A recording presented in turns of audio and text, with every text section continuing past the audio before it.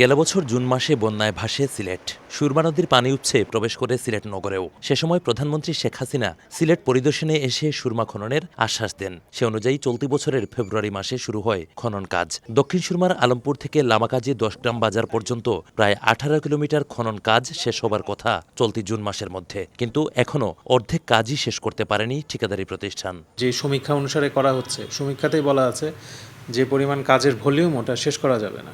এ অবস্থায় এবার ফের ভারী বৃষ্টিপাত ও উজানের ঢলে ফুঁসে উঠছে সুরমা নদী। আর কাজের দীর্ঘসূত্রিতায় খননে ব্যবহৃত পাইপ বৃষ্টির পানির গতিপথ বন্ধ করায় নষ্ট হচ্ছে ফসলি জমি। নদীর খনন হয়েছে না, পানিও বাড়ে, আর বন্যা হইলে খিতা করবো আমরা সিলেটবাসী। সব দিকে বন্ধ হয়ে গেছি আমরা, পানি টানি সহকারে লাগাইয়া আমরা অসহায় বর্তমানে। তবে জেলা প্রশাসক জানান বন্যা মোকাবেলায় রয়েছে প্রস্তুতি, আর কোথাও কোনো ক্ষতির খবর পেলে সেটি সমাধানে উদ্যোগ নেওয়া হবে।